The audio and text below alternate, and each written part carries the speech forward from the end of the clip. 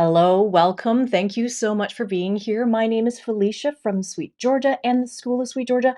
Welcome. This is our final live stream for 2022. I'm really excited that you're here today. I hope that everybody is having a really great and wonderful start to their holiday season, no matter what it is that you are celebrating.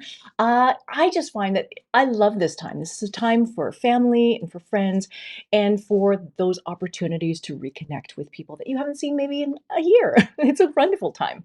I also think that it is a bit of a time, and I talked about this like last year, the year before, but it is a time for creative hibernation. And for me, that means like when it comes to December, it's time to reflect on what happened all this year, what was good, what was hard, what was challenging, and what do you want to do next year? And then after all of that, to then stop and rest your brain. Just like a moment to rest your brain. So I'm really looking forward to that time as well. This year, I know I spent a ton of time reflecting on what makes making things meaningful to me. I know that this live stream, a lot of this series is called Taking Back Friday, and it's about taking back time to make things, sort of taking time to make things. And sometimes I think it's good for me to pause and stop and think about the things that we are making and if they are feeling meaningful to you. And so I know that this past year was not really a super easy year for me. And so I did spend quite a lot of time thinking, what is this for? What am I making this for? Why am I making this again? And I think that I would like to be able to resolve a lot of those things. And so I've had a lot of conversations with friends, with family this year, and I think a lot of people also struggle with similar questions. But like, what am I making this for again? Why am I doing this?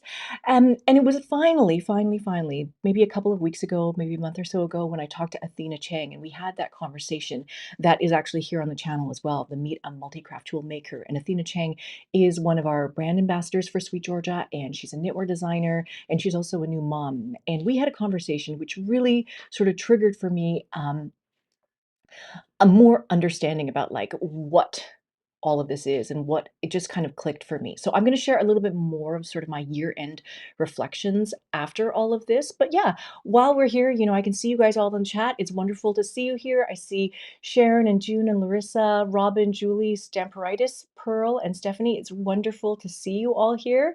Fantastic. Yeah, nice to see you all here today. In the meantime, before I talk about the year-end stuff and talking about the reflections and things like that, I wanted to share with you all of the things that are currently piled up on my desk here next to me, because there's a bunch of stuff that I've been wanting to show you and share with you that I have not yet been able to. And so one of the things is that this past year we launched a thing that is called Stitch Diaries. And Stitch Diaries was meant to be sort of like a very interesting collaboration between members of our team. So you guys will know Tabitha Hedrick. She is our design director, our editorial director. She guides a lot of the content that is on our SweetGeorgia site, as well as now the School of SweetGeorgia site. So, she's creating the ideas for tons of stuff that we do at the company. Now, one of the things that she is enjoying a lot of doing is working with knitting stitch patterns. And so the Stitch Diaries is kind of taking a lot of Tabitha's ideas around knitting stitch patterns and then combining them and collaborating with our dyers at the studio. So we have a team of dyers who are all amazing and awesome individuals, just love every single one of them. And this year we really, really wanted to get the chance to feature and highlight and introduce more of these dyers to you. And so this second installment of the Stitch Diaries is something that is a colorway that is designed by one of our dyers, Hoy. Hoy's been with the studio for almost 4 years now, which is, yeah, time flies. Yeah, so Hoy's been here for almost 4 years now. And so we asked him to design a colorway that we could share with all of you. And the colorway that he created is inspired by his cat. His cat's name is Coffee. And so this is the colorway that has been created. And so this is beautiful. It just, does it not look like a cat that you just want to pet? It is adorable. So it comes together, this set of yarns comes together with this booklet that Tabitha has created for Stitch Diary Season 2. And it has in here a sock pattern, and in here it also has a number of different stitch patterns, a number of different ways that you can work with cables and variegated yarns. So like you can see the color here, this is not a solid color. There's some beautiful, like it's just really well done how the color placement has been done here. And it's just kind of like a wash of all these colors. And I feel like it does remind you of a cat's fur. It's just super, super adorable. So in any case, this colorway is called Tabby Cafe because the cat's name is Coffee and it's a tabby. So Tabby Cafe is adorable. And then when you get this booklet, you'll see also the really super cute photos of Hoy's cat in here as well, Coffee. But yeah, this is a really, really fun thing that we're going to continue to do in the new year as well. So these are some of the stitch patterns that Tabitha has put together. And then finally, as well, there is a sock pattern that you can follow to make socks out of these. So we provided this sort of contrasting color for heels and toes, and then you can make the body of a sock in this. Or you could use this and combine it with something else and make a shawl or make whatever you like out of it. So this one is actually the mohair silk sock, which is my favorite sock yarn. I'm super, super excited about this sock yarn. I use it a lot. I've been trying to use it more in my circular sock knitting machine. I just love the fabric that is made with this particular yarn. So I hope that you will enjoy this one too. So this is Stitch Diaries Season 2, and we have more of these Stitch Diaries coming next year. So excited to share those with you too. So that is one of the things that's on my desk. The other thing is that you guys know that this past year we came out with a brand new color palette. We are calling it the color system. This is all colors that we have created. We've created 28 brand new colors from scratch in order so that way we could create a palette where all of the colors go together completely. And it wasn't like, oh, we like this green, so we're going to pick this green, and we like this blue, so we'll take that blue, and then we'll mix them together. There's nothing like that. We started from absolute ground zero to create a palette that is comprehensive and is just easily combinable in all different ways. And then with that, we also took all of those colors and then started to mix and combine them together to create other colors that also work beautifully together. So when we first launched this at Knit City in September, we dyed all of the yarn on the Tough Love sock. So dyed all the colors on Tough Love sock, and we were offering them as all full skeins. And then immediately we were like, we need to make Party of 5 mini skein sets out of these. But it's a bit of work to make these Party 5 mini skeins. So we had to kind of pause and do that, a little bit. We needed a little bit of time in order to get that ready. So now I'm very, very excited to be able to show you that we do have them ready. Ta-da! Ta-da!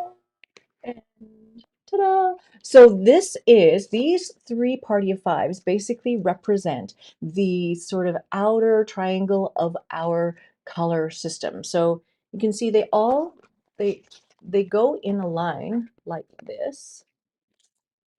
And this is the full spectrum, the full rainbow color that you can get if you get all of the 5 mini skein sets. So they're all gradient sets, obviously. So you could just do one gradient set. This gradient set is called Garden Party. So this is all the purples and the blues are called Garden Party.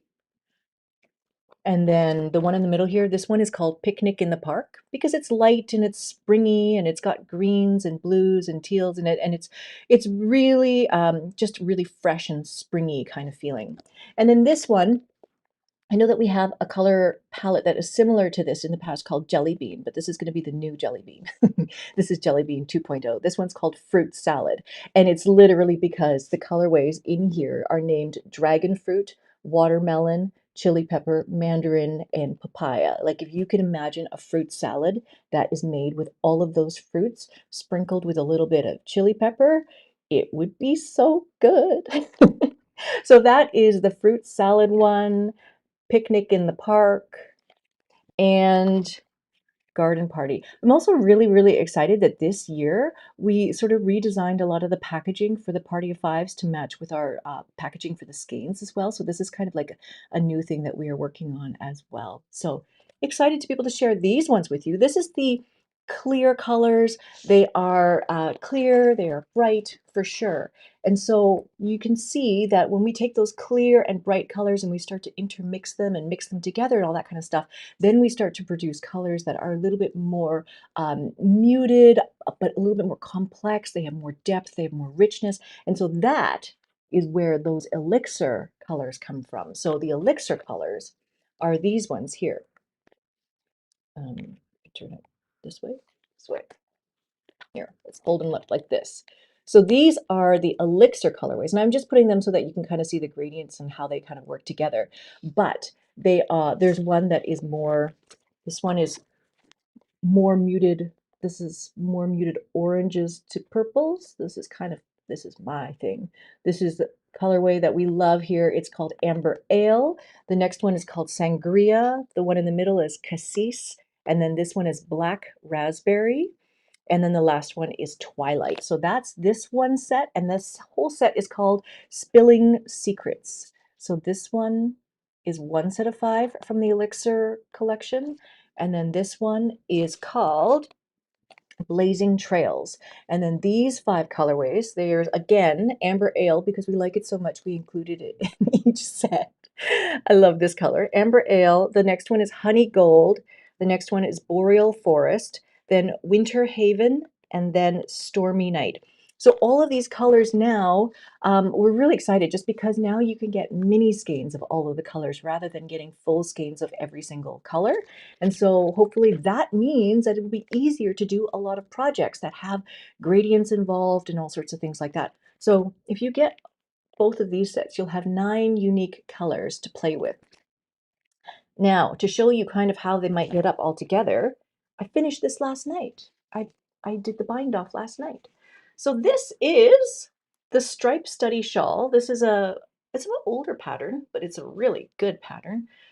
This one, let's see. You can see it's an asymmetrical design, right? It's an asymmetrical stripe pattern. So on this side, all of the stripes are really big and wide. And then on this side, the stripes are tiny and they just kind of grow from there. But this is a shawl pattern that was designed by Vera Välimäki a couple of years ago, and it's just an awesome pattern. And I've used this a number of times for different kinds of color combinations. Like you could use just 2 solid skeins for this. You could use one set of party of 5 and do a gradient with it. In this case, because we had all of the colors available and already wound into balls, I used those. But you obviously don't need a full skein in order to make each one of these stripes, which is why something like the Party of 5 comes in really handy. So what I did with mine is I started at purple because I liked it, and then went all the way down to the bottom, and you can see the purple was repeated, and then I went all the way down to this sort of magenta color. And so I designed this by choosing what color I wanted to end with, and then I worked backwards to figure out how many stripes and what color I needed to start with in order to end up at this point in time. So I believe there are 12 stripes. 1, 2, 3, 4, 5, 6, 7, 8, 9, 10, 11, 12. Yeah, so there are 12 stripes on this one. You could make yours smaller if you wanted to. You could make it 9 stripes. You could make it whatever you want. But if you want this kind of rainbow shawl, you can definitely do that. Otherwise, the other thing that I could suggest is if you don't want to do 9 colors or 10 colors or however many colors, you could just use the 5 colors and then just keep rotating through them, or knit each color into 2 stripes and then see where you go from there. And then it's basically, I just combined it with 1 skein of birch, which is our lightest, almost undyed color, but it has still got a little bit of hand dyed color in it. It is one of our most popular colors. I always say it's very, very interesting that like the most popular colors from a company where we make like so many colors, the most popular colors are this birch color is super, super popular, and then silver gray. Those are very, very popular, but it totally makes sense because they mix and combine with all of the other hues to make all of these other wonderful things. So yes, I love this pattern. You can tell me in the chat, do you guys like making the same pattern more than once? Have you ever done that? Or do you like, oh, I have to make something new every single time? Just thoughts about that. The other thing is that with the Party 5 this year, we also started making them in the DK weight. So it used to be when we first launched the Party of Five, it was for our 10-year anniversary. And like, that's 7 years ago. So we've been making these Party of Five mini skein sets for 7 years now. And so when we first launched them, we made them in Tough Love Sock, we made them in worsted weight, we made them in Cash Luxe Spark, I think it was. We were making sparkle cashmere versions of them. And I think we made them in one more. And then after a while, we realized, oh my gosh, there's so many mini skeins. We're making mini skeins all the time. So then we had to like kind of consolidate. And then we just focused on making them in the Tough Love Sock. But now we've decided to sort of start making a few in the DK weight yarn, just so that way you can have a yarn that's a little bit thicker, it's squishy, it's fast to make stuff out of.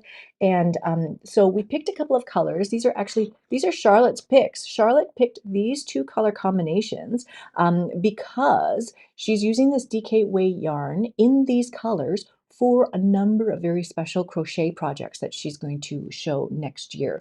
So we just actually filmed, maybe last week, 2 weeks ago, we filmed the crochet class with Charlotte, which is all going to be about granny squares and granny square projects. And she's using these two color combinations in her granny square projects, and they look amazing. I want to show them to you. They're literally right there in that room, but I can't show them to you because I think it should be a surprise, right? I think she'd like them to be a surprise. She's on holidays right now. She's out of town, so don't want to do anything without asking Charlotte first. So that is going to be super fun. The DK weight, it just makes everything squishy and fun, and I'm excited to use more of that next year as well.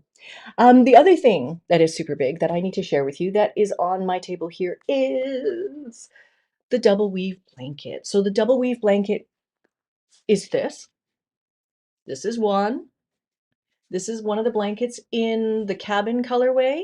I think I've shown this a number of times already. You guys have seen this a number of times, but if you were at all interested in learning to weave, double width, tubes, weaving 2 layers of cloth on your loom, then the course that talks about all of that stuff is coming out next week. Actually, Lee and I were just messaging last night about last minute edits to the video to get it just exactly perfect for everyone. So really, really looking forward to getting this released for you. But this is the project that is in that class where you can learn how to weave your own blanket like this.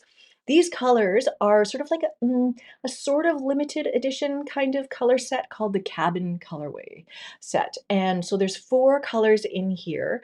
And I love these colors. There's one color that's called, I can't point to it. This one here. This color is called Cast Iron. And then this color here, it's kind of like more of a smoky brown color. That's called Hickory Smoke. And then I think this one is called Firewood. And then this last orangey one is called Campfire. This one here. So 4 colors that work together. There's basically 2 skeins of BFL Silk Fine is in this. So it's 8 skeins altogether to make a blanket. So that's one of the blankets. The other blanket is this one here. I don't know if I showed this one to you guys. This one is also done. This one is colors from that Elixir collection. So these are 4 of those colors mixed together using the exact same setup and the exact same pattern. Everything is exactly the same except that we just chose different colors. And you can see the effect that you could get with something like this. So, I mean, it would be great if you just like picked 4 colors or your favorite colors and then just see how they mix and combine together. I was actually very worried about this color combination. I mean, they look nice sitting on a table together as skeins, but then you realize that they are all going to mix and blend together. They are all going to cross each other at some point in time. And so then I was concerned about the yellow crossing over with the purple because those two together form sort of like a greenish kind of gray color. So that's like purple over yellow, but it actually makes everything work together. It pulls everything together and makes everything kind of smooth. It smooths out the difference between all of these colors. So it doesn't look wrong. It just looks blended. So I keep reflecting on how I like or don't like these color combinations. But I kind of wish I had left the blanket warp tied up on the loom so that I could continue to make more of these blankets. Because I feel like the more and more we make these, then the more and more we're learning about how the colors work together, what looks good. I know that early on in the school, we made a project that was a color gamp project, and that was taking a whole set of Tough Love mini skeins and then crossing them with a whole bunch of Tough Love mini skeins, all in a gradient.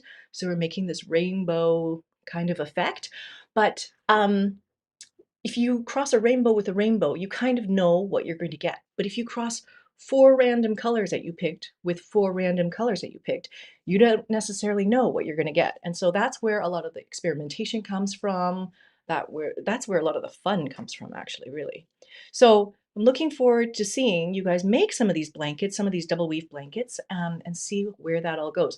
If you don't want to use the BFL Silk Fine for your project, absolutely feel free to use whatever yarn you want. I do encourage you to make a sample first. And so this is like the sample that I show in the course. This is a sample that I wove to test out this yarn in the first place to see if I liked it. But yeah, do weave a sample of your cloth to figure out if you like it before you make, 50 inches of it. There is another project in the course that shows kind of like how light and dark colors work together. So this is just a sample that I did, and that's being shown in the course as well. That's a very narrow sampler that you can put on your loom just to test out and figure out how double weave works.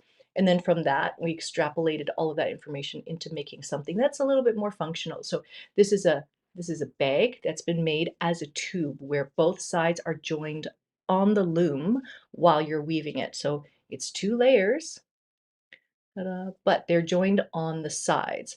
So that is something you can play with if you are interested. This one happens to be woven out of the Gist Duet. So that's a linen and cotton blend, and it comes in the most amazing colors ever. So that is the stuff that was on my desk. I'm going to leave the blanket on my lap because it's nice and cozy. So if you are wondering about other things to maybe like make as last minute gifts, I mean, making a double weave blanket as a last minute gift might be a little bit on the challenging side. But actually, Tabitha has actually been really great. She put together a blog post that's on our website right now with some, actually quite a large collection of patterns that you can knit or crochet right now to make last minute holiday projects and things like that, if that's something that you would be interested in doing. Um, yeah, so nice. Um, the other thing is that Bridget has actually been really great about working on a lot of the parts of the website, including creating a gift section on our website. So there's a whole section where she's curated products which would be great for holiday gifts. And so that is there as well. So I hope that you guys can go and check out those things. Figuring out, I'm just trying to read your chat while I'm talking. Um, yes, fantastic. One thing that I did want to mention is that we are, like always, we close the studio. So everybody who works here at the studio, we close the studio between Christmas and New Year's to give everybody a time to rest their brain and to relax and to just take a break. And so even though the online shop is going to be open, all of that kind of stuff continues to go on, but the studio itself will be physically closed from about lunchtime on Friday the 23rd. And everybody will go home and spend time with their families. And it's just like we're just quiet during that last week of December. Just gives people time to sort of rest and catch up with themselves.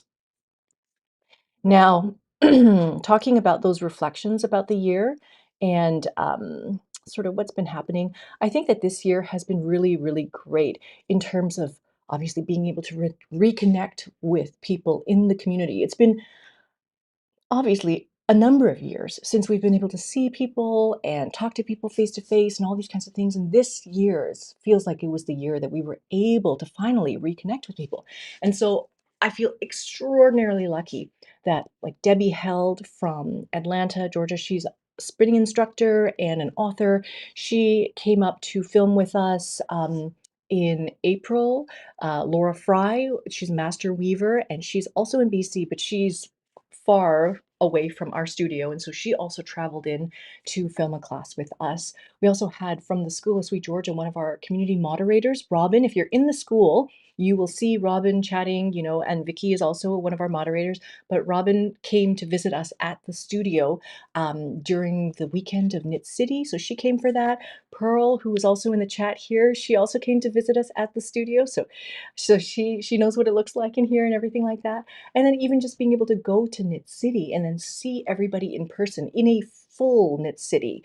I think the previous year it was called like a mini knit city, and so we all had mini booths, and yeah, it was just a much more different experience. And this year was just this fuller experience of being at Knit City and being able to see all the knitters and crocheters and meeting people face to face and things like that. We were also this past year able to host our in studio sale again, because we used to do that once a year every year, and it was a nice thing to be able to have people in our local community come and visit the studio for that day. And so we've started doing that again. And I hope that next year we're able to continue all of these things and just to have these connections, because this is really one of the more meaningful parts of making things, is really having met other people who also do the same things that you do, and being able to talk to somebody about the things that you do and not feel weird and not have people look at you weird because you're talking about things like crochet patterns and knitting machines and things like that. And then people just get it when you're talking. And so that's great. So next year, I'm really, really excited that Tabitha, like I mentioned it before, Tabitha Hedrick, she's going to come and film with us in April next year. So we're really excited. This will be the first time that she ever sees the studio, this particular studio. And we haven't seen each other for like 3 years, maybe. So that will be really, really fun. The other thing that we're going to be doing is that we, as Sweet Georgia, we are going to go attend the H&H Americas show in Chicago in June. And so we have in the past attended H&H Cologne in Germany, which is a trade show for yarn and craft and fabric and all these kinds of things. And they have created another show that's in North America. And so that one is called H&H Americas in Chicago. And so we are going to attend that for the first time in June. So obviously there's going to be a lot of planning around doing that and how we're going to get there and what we're going to take and all these kinds of things. But that will be really, really exciting because we have not gone and done a trade show for a number of years now. And it would just be great to be able to meet shop owners again in person, talk with shop owners in person, and just to have a lot of those conversations again. So I'm really actually super excited about that part as well. We're obviously going to participate in Knit City again next year, so looking forward to that. And then I'm looking actually for more and different ways to connect with you guys. So I know that like last Friday, I posted a little thing on the YouTube. They have like a post function. And so I posted that out, and it was wonderful to be able to get responses back. And I was basically just asking the question, like, what is it that you would like to see us make videos about in the coming year? And it was great to be able to have that feedback and to have you guys chat with me and all that kind of stuff in the YouTube sort of platform sphere of things. But it would be nice to be able to like chat with you more on an ongoing basis, because I know many of you knit, many of you weave, many of you crochet, many of you know how to do machine knitting and things like that. And it would be great to be more in connection with you on all of that. So we're working on some different ideas about what we can do in the new year, and so that would be coming later. Um, so that's kind of like a reflection on the people side of things and the community side of things. In terms of like the stuff that we've been making and the stuff that I've been making, I know that at the very start of the year, I talked a lot about wanting to do more weaving, and really, really diving deep into the weaving side of things. I know that for sure I did a ton of weaving, but most of my weaving was actually focused on the double weave course and the double weave projects, and then trying to really absorb information from a number of different sources that are all different, with all different perspectives and all different methods. Try to absorb it all and then, you know, be able to communicate that to you in a way that would make sense and kind of streamline it and help you be able to understand the concept so that you could go back to all of these other resources and say, oh, I know exactly what they're talking about. They just drew it differently, or they just started their shuttles on a different side, or things like that. And so I think that a concept like double weave or double width, it sounds like very intimidating. It sounds really scary, but at the same time, it sounds very intriguing. And I think at the end of the day, it's not necessarily hard. It just requires you to sit down and look at things and figure things out. And once you figured it out, you're like, oh, of course, that totally makes sense. And so I'm really, really hoping to see if that reaction happens with more and more of the students in the school and see how that sort of all goes. Um, I think that, like I started the school back in 2017, and I had really envisioned that we were going to make well, I was going to make content, this really in-depth content in the fiber arts for the next 5, 10, 15 years. And when I look back now, I realize that it's already been 5 years. We've already created 5 years worth of content. And I can see on one hand how much we've grown, but on the other hand, I can see how much more we can do. And so I'm really excited to create more of this content to put in the school to share with everyone, because I often feel like my role in all of this is very much like to be the tour guide.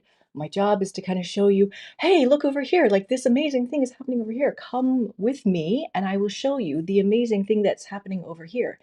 And I have so many more things to show you. And the more things that I learn, the more things I have to share. And so I'm really, really excited for next year. I'm working towards doing more overshot, the crackle, and summer and winter, because all of those structures are somewhat related. They're somewhat, you can see relationships between all of those different weave structures, but they are all very distinct as well. And so to be able to share with you one by one what they are all like and how they are related to each other. I think that that could be really, really interesting. So that's kind of the content that I've worked with Greta on scheduling for next year. So late next year, we're going to go and do an overshot class. So hopefully that will be really helpful to the school. But in the meantime, we're also looking for ways of creating more weaving patterns, weaving drafts, and sharing those with you, so that way you're not like waiting for these courses, these big milestone courses to come out, but that there's more weaving content and things to make and projects to make throughout the year. So all of that stuff is coming out.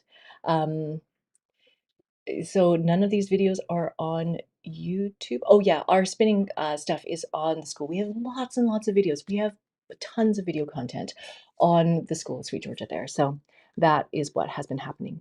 On the knitting side of things, I do want to do more hand knitting projects next year. Like after working with this, and then finally, like I cast off last night. I did the bind off of this shawl last night, and as I was sitting there doing the cast off, and the yarn, you just thread the yarn in your fingers to tension it, and then immediately you just feel at home. You just feel like, oh, this is so comfortable. But I know for myself, I can't do that for many, many hours. That would really hurt me. But to be able to do smaller chunks, smaller sessions, shorter sessions could be really, really great, because that feeling of just tensioning the yarn and then holding the needles in your hand, it just feels kind of like coming home. So I would like to have more of that feeling next year. I think also because I don't knit slow, but I think it is slower compared to other things, like if you were to knit on a machine. And so I do want to use that hand knitting time to really embrace the idea that it is that time spent with the yarn in your hands, and you're looking at the colors and you're looking at the textures and you're looking at like sheen, you're looking at how colors mix and blend together, all of this stuff in your hands. I think that is a moment to really embrace and enjoy. And so I want to spend more time doing that. But at the same time, I love machine knitting. Like I just love it. I have fallen down deep, deep, deep into that particular rabbit hole. And my most favorite thing right now is trying to figure out ferrule or a stranded colorwork knitting on a knitting machine. And so, like, I'm going to show you this. This looks like nothing, right? It looks like nothing to you. Anybody who looks at this is like, "What is that?" And so this is actually 2 colors that were left over from the cabin blanket, that double weave blanket that I showed. It was just 2 leftover colors of the BFL Silk Fine, and, I did get a machine from one of the members of our community here, Marina. It's fantastic. I'm so excited about this other machine, and this machine actually does color work, and it works, and I didn't have to fight with it or anything like that. And I'm so excited about this particular swatch, and it doesn't look like anything from this side, but from this side, can you see? Can you see the floats?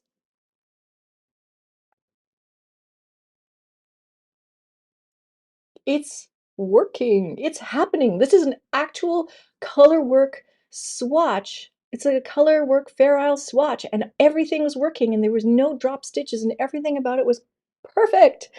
It is amazing. I'm just ridiculously excited about silly things like this, but I love it. And so what I'm currently knitting right now is I'm knitting the Studley sweater.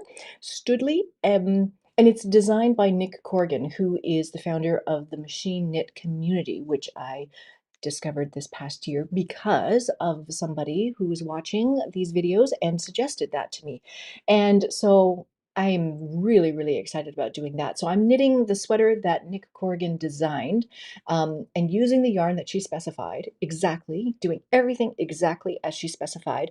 And it's kind of like, trying to make a recipe for the very first time and following all the instructions exactly. And then once I figure out how it all works, then I can swap out yarns and then go to using things like BFL Silk Fine in a colorwork sweater like that Studley sweater, because this fabric feels amazing. It's just fantastic. So I'm so excited to do more and more of this next year. I'm also practicing and trying to get better at my circular sock knitting machine. So working on that, learning how to use the ribber more consistently. So for sure, I think that next year there's going to be a lot more content about machine knitting, knitting machines, circular sock knitting, but we're going to be looking at machines of all different use cases and different budgets, because not everybody's going to want to do the thing that I'm doing, but I feel like there are so many things to learn about how these things work and how they could be applied in different situations. So in any case, I feel like there's a lot to do there. The other thing that I've kind of slightly promised to myself is that I also want to get better at crochet. I've crocheted since I was a kid, but I just do like very simple things, and but I do want to learn more and get better. And I think it's just being in proximity to Charlotte, and there's a little bit of enabling going on in that way for sure. And so she designed this cowl project called the Yona cowl. This is the way it goes, and it is this kind of like, it almost looks like a feather and fan sort of situation here, but I recently went on holidays at the end of November with my family, and I only took one project with me. And we were gone for 10 days, and I only took one project. And this is the project that I took. I took a crochet project on the plane. And it was really fun. Uh, really needing to practice more, but it is fun, and so I want to explore more of this. A lot of the things that I've seen online, the kinds of things that you could make with crochet, are really fun. I like how they look, and so I'm going to experiment a little bit more with this as well next year, trying to get a little bit better. But these are kind of the things that I'm looking at. And then really, I think at the end of the day, thinking about Athena's conversation, thinking about conversations that I've had with other people, other weavers, other spinners, other people on the team, just trying to figure out, like, what is it that makes making more meaningful? And I think it's really about following more of your curiosity, like following, like, why does this make me so excited? Why is this making me so excited? Why is this thing making me so excited? Like, what is it about these things that get me really curious about wanting to do more?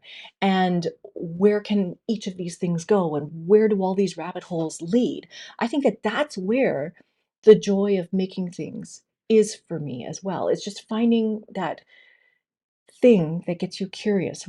Follow your curiosity into those rabbit holes. And that's where you're going to find your joy, your excitement, your the things that are bringing you like moments of happiness, those are the things that I want to do more of next year. So I'm curious about like what you guys think about this as well. Like, oh yeah, Freaky Geeks actually next challenge learning color work on a sock machine. I have seen people do that, like manually pick needles in order to do color work on a sock knitting machine. My brain can't entirely wrap around that idea yet, but that could be something to that's a challenge for sure to tackle. I would look at that for sure. You also had a question about would somebody sit in front of a camera and spin for more than half an hour class just watching the process? We actually made a class about that, and it's going to come out next year. And so, one of those questions about like having people sit in front of the camera and spin, watching people spin, and doing it as a class environment. We actually did this. So, Greta and Kim had this great idea. Kim McKenna, one of our spinning instructors at the School of SweetGeorgia, and so we brought on 3 different spinners who are at 3 different skill levels. So there was one spinner who had never touched a spinning wheel before, but she had only used a drop spindle, but she could draft from a drop spindle. And another spinner who had been spinning for 1 year, and then another spinner who had been spinning for 8 years. And so Kim McKenna, our spinning teacher at the School of SweetGeorgia, she went around and in this sort of class environment, she talked to each spinner and looked at how they were spinning and seeing what they could do. What are the next steps for that individual spinner? Where could they improve? How could they go? Um, and so that whole thing has been filmed, and we're just in the process of getting ready to edit it, and then that will come out next year as well. We were just talking yesterday about all of that. Yeah, so all of this stuff on our YouTube is just like little clips and things like that, and all the full stuff is definitely on the School of SweetGeorgia. So that is basically what I have been thinking about for the past year, just how to find more meaning in the time that I spend making things. It's not just about taking the time to make things, but it's about taking the time to make things that do feel meaningful and that do bring more joy to your life and bring more satisfaction. They shouldn't bring frustration. They should be moments of fun, and they should be moments where you just feel better. And so I hope that this season is full of wonderful moments for you where you do feel good and you do feel fulfilled and satisfied and happy and full of joy and all of these kinds of things. I also really encourage everybody that I do this every year is just to take the time, sometimes between Christmas and New Year's, just to take a few days to just kind of brain dump all of the things that are on your mind, all the things that you've been thinking about. What's been good? What's been challenging? What do you want to do differently for next year? And then give yourself some time to just rest. And I would love to hear about those things that you would be interested in doing next year, because a lot of those things will help guide and direct what we make for this channel, what they guide and direct what we make for the school. So all of that is wonderful. I encourage you guys to share with us here. Just leave some comments and chat and all that kind of stuff. And looking forward to seeing you guys more in the new year.